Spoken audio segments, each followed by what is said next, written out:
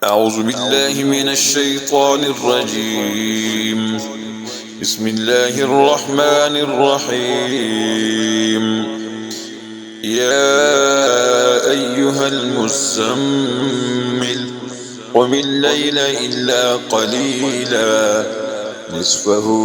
أو انقص منه قليلا أو زد عليه ورتل القرآن ترتيلا إنا سنلقي عليك قولا ثقيلا إن ناشئة الليل هي أشد وطئا وأقوم قيلا إن لك في النهار سبحا طويلا واذكر اسم ربك وتبتل إليه تبتيلا رب المشرق والمغرب لا إله إلا هو فاتخذه وكيلا واصبر على ما يقولون واهجرهم هجرا جميلا وذرني والمكذبين أولي النعمة ومهلهم قليلا إن لدينا أنكالا وجحيما وطعاما ذا غصة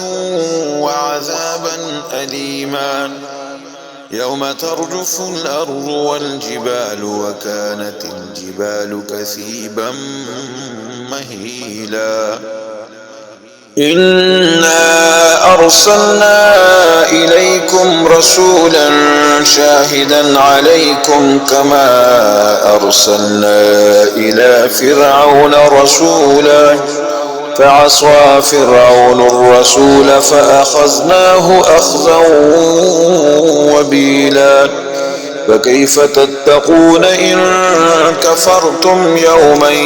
يجعل الولدان شيبا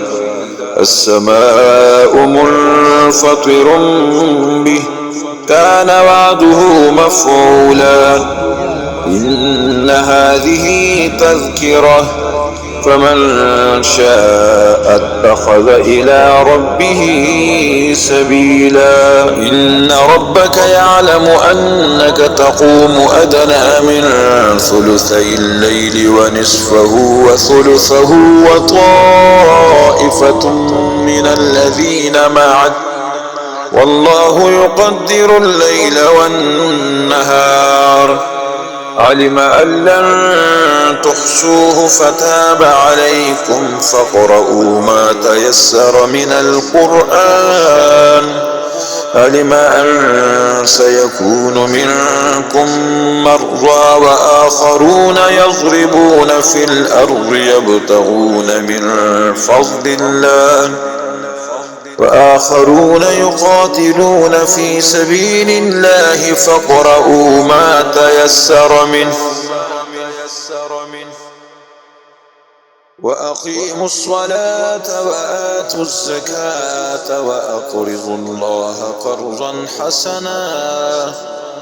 وما تقدموا لأنفسكم من خير تجدوه عند الله هو خيرا وأعظم أجرا واستغفروا الله إن الله غفور